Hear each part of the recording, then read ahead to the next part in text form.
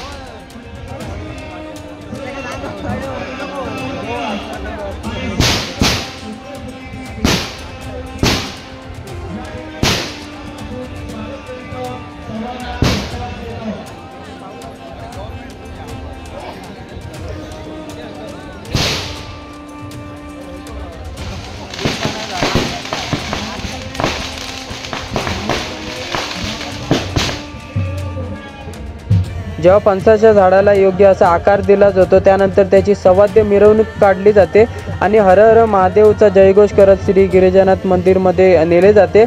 आणि त्यानंतर मग त्या खोडाला आंब्याची पाने बांधून त्यानंतर मग प्राण प्रतिष्ठापना केली जाते। आणि हा क्षण पाहण्यासाठी संपूर्ण गाव आणि आसपासच्या भागातील हजारो भाविक तेथे येतात।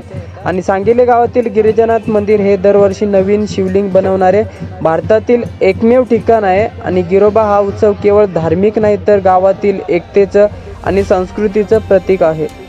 ओम नमः शिवाय, ओम नमः शिवाय।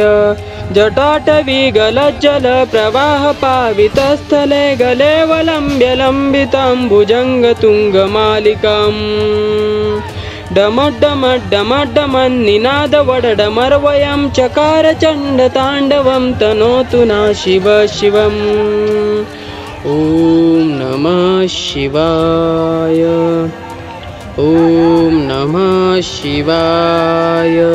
जटाकटाह संभ्रमं रमन्निलिम्प निर्जरी विलोलवीचि वल्लरी विराजमान मूर्धनि दगज्ज्वलल्लाटपट्ट पावके किशोर चन्द्रशेखरे प्रतिक्षणं मम।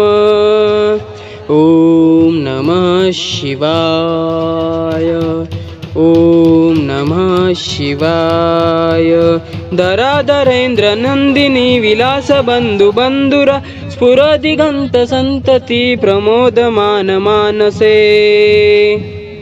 कृपा कटाक्ष धोरणी निरुद्ध दुर्धरापदी क्वचि दिगंबरे मनो विनोद मे तु वस्तुनि।